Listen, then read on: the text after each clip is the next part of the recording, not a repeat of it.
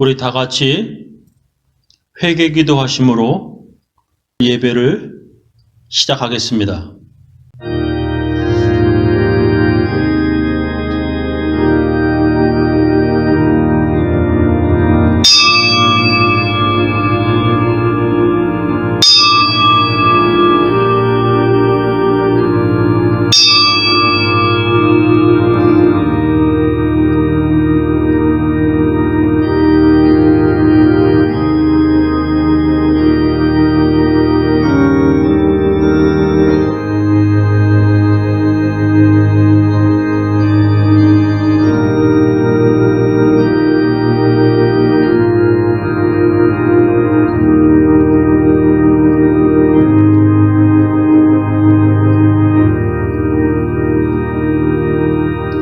하나님 아버지, 저희들 각 처소에서 예배드릴 때 하나님 말씀에 은혜 받게 하여 주옵시며 그 말씀으로 살아가는 사람들 되게 하여 주시옵소서.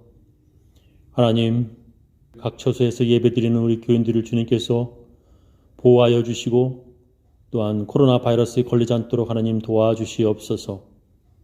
예수님 이름으로 기도합나이다. 아멘.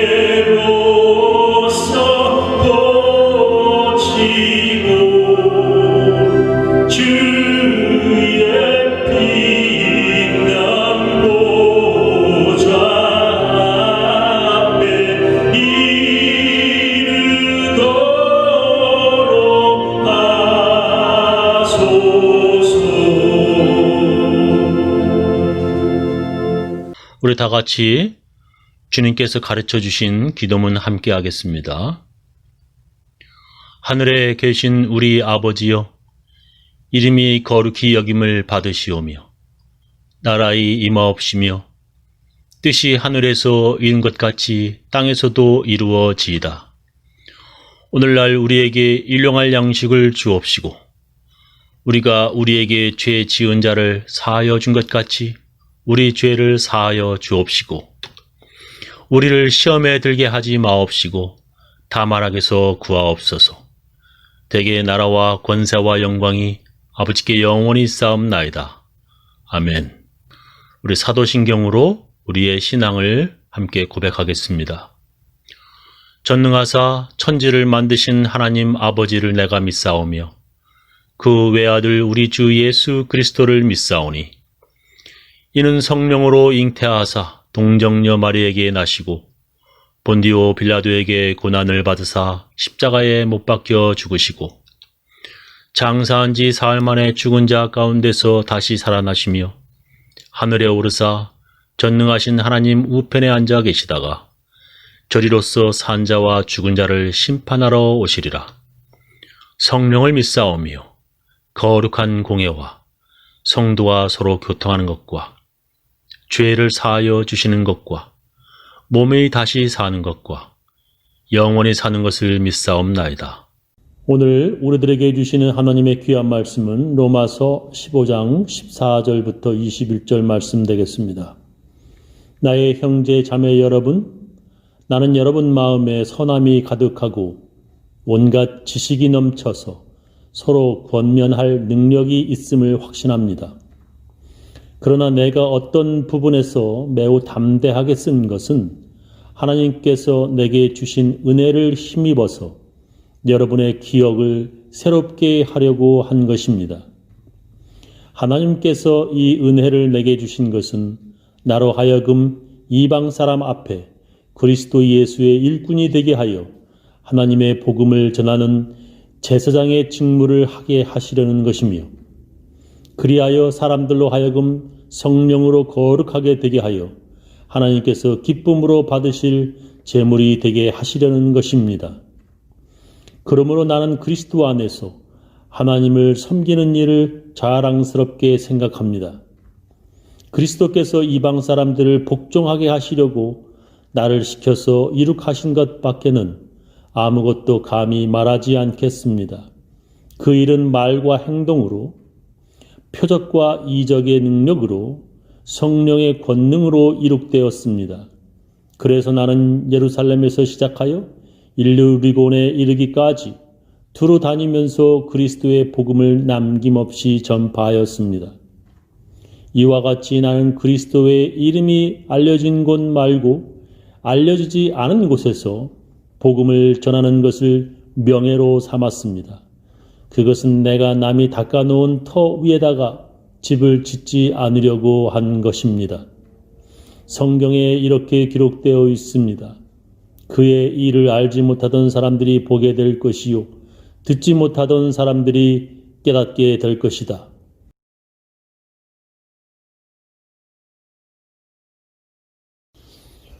우리는 지금 1년 넘게 로마서를 공부하고 있습니다. 오늘 설교 제목은 하나님을 섬기는 일을 자랑스럽게 생각합니다입니다. 사도 바울은 하나님의 은혜로 자기가 이방 사람들 앞에서 예수 그리스도를 전하는 예수의 일꾼됨을 자랑스럽게 생각한다고 말합니다.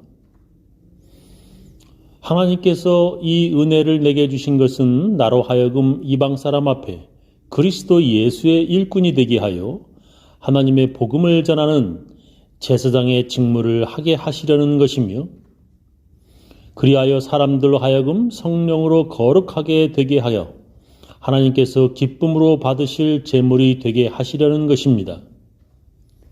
그러므로 나는 그리스도 안에서 하나님을 섬기는 일을 자랑스럽게 생각합니다 라고 말합니다. 사도 바울은 그리스도 안에서 하나님을 섬기는 일을 자랑스럽게 생각한다고 말하였습니다. 예수님을 알지 못하는 이방 사람들에게 복음을 전하는 그 일을 바울은 자랑스럽게 생각한다는 것입니다. 성경은 우리들도 사도 바울처럼 하나님을 섬기는 일을 자랑스럽게 생각하여야 한다고 명령하십니다. 그렇게 우리가 하나님을 섬기는 일을 자랑스럽게 생각하려면 반드시 알아야 하고 언제나 잊지 말아야 하는 것이 있습니다. 이것을 모르거나 잊어버리면 그 사람은 아무리 교회를 다녀도 하나님을 섬기는 일을 자랑스럽게 생각할 수 없습니다. 그것이 무엇입니까? 그것은 사명입니다. 사명이라고 하는 말은 하나님이 맡긴 특별한 임무라는 뜻입니다. 하나님께서 내게 명령하신 특별한 임무가 무엇인지 그것을 정확히 알고 그것을 항상 기억하여야 하나님을 섬기는 일을 자랑스럽게 생각할 수 있습니다. 그러나 많은 사람들이 교회를 다니면서도 하나님께서 자기에게 맡겨주신 특별한 그 맡은 일, 사명을 알지 못합니다. 그리고 알았다 하더라도 자꾸 잊어버려서 끝내 자랑스러운 예수님의 일꾼이 되지 못합니다. 사명을 받으려면 몇 가지 단계가 있습니다. 첫 번째는 소명입니다.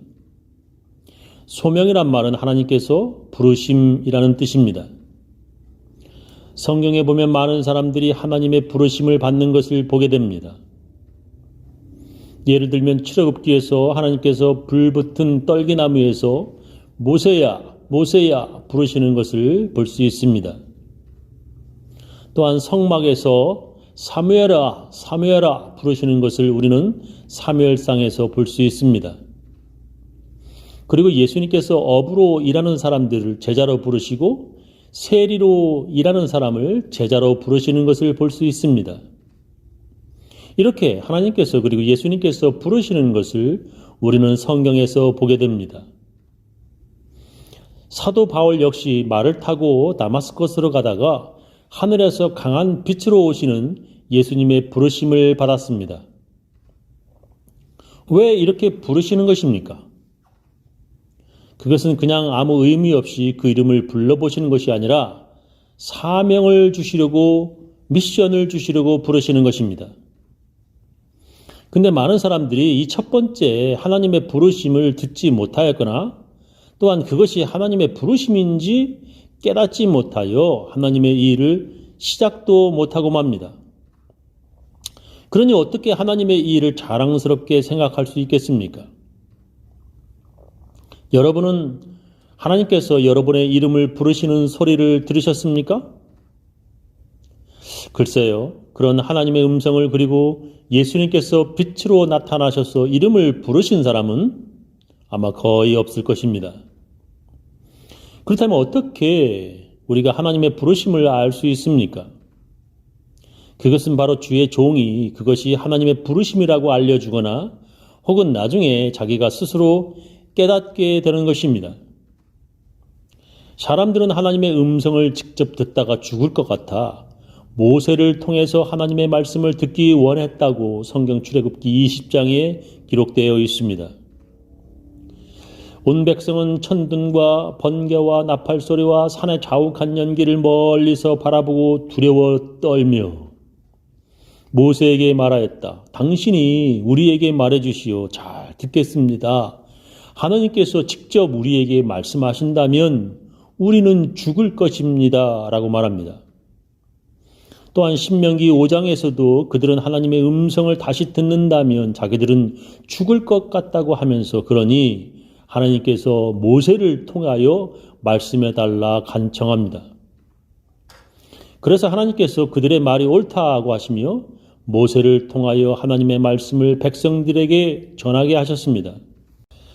그리고 모세 후에는 여러 선지자와 예언자들을 통하여 하나님의 말씀을 전하게 하셨습니다.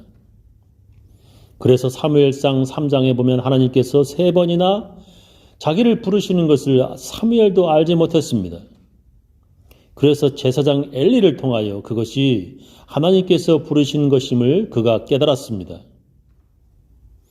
바울도 다마스커스에 살던 선지자 아나니아를 통하여 예수님의 부르심이라고 하는 것을 확실하게 깨달았습니다. 이렇게 하나님이 아닌 사람들을 통하여 그것이 하나님의 부르심인지 사람들은 알게 되었습니다. 그런데 너무나 많은 사람들이, 아니 거의 대부분이 선지자나 예언자 같은 사람들이 전하는 하나님의 부르심과 하나님의 말씀을 무시하거나 의심하였습니다. 그래서 선지자들이 전하는 설교, 하나님의 말씀을 듣기 싫어 그들을 감옥에 가두거나 죽이기까지 하였습니다. 소명, 부르심은 하나님께 직접 듣는 것이 아니라 사람들 즉 선지자, 지금은 목사들을 통하여 듣게 되는 것입니다. 그래서 그렇게 부르심을 받은 사람들이 모이는 교회에서 목사들은 그 사람들에게 그 부르심이 하나님의 부르심이고 예수님의 부르심이라고 확신시켜주고 또 깨우치는 것입니다. 우리가 이 시골 켄터키 아주 작은 이 교회에 다닐 것이라고 예전에 상상해 본 적이 있습니까? 저 역시 그런 생각해 본 적이 없습니다. 그러나 저는 이 교회에서 지금까지 20년 목회를 하고 있습니다. 제가 받은 하나님의 부르심이 이 작은 교회를 지키라고 저를 부르셨다는 것을 나중에 아주 확실하게 깨달았습니다. 그리고 저와 함께 그 부르심을 받은 사람들이 있었지만 많은 사람들이 그 부르심을 알지 못하여 중간에 떠나가 버렸습니다.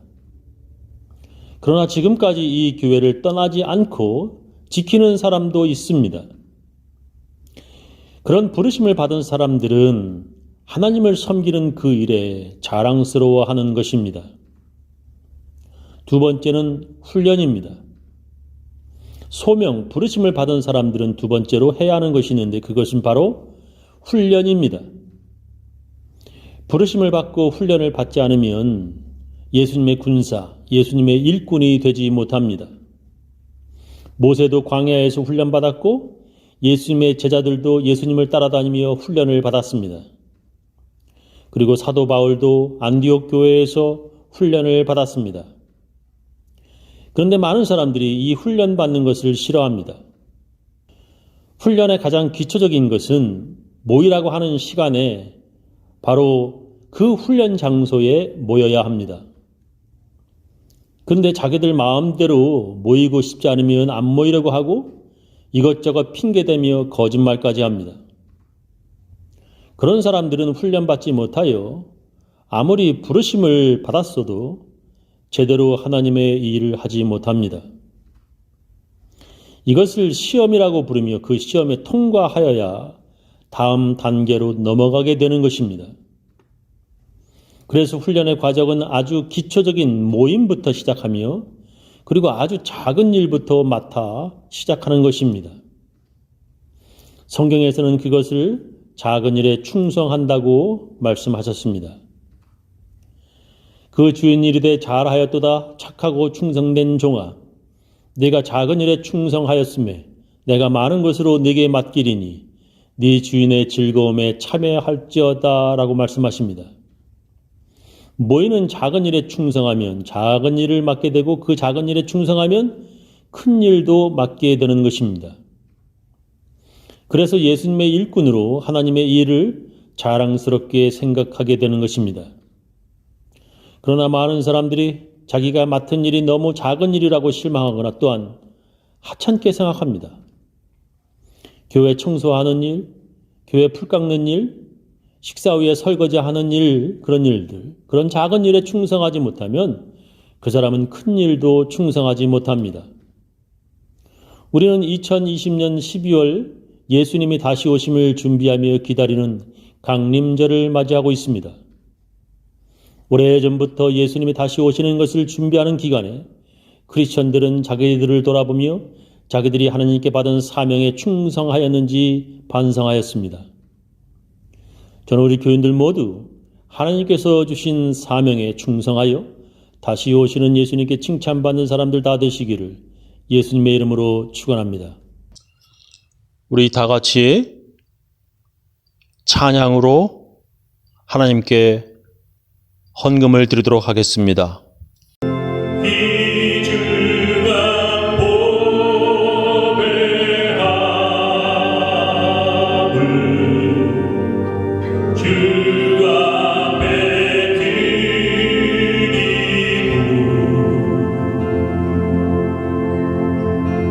우리의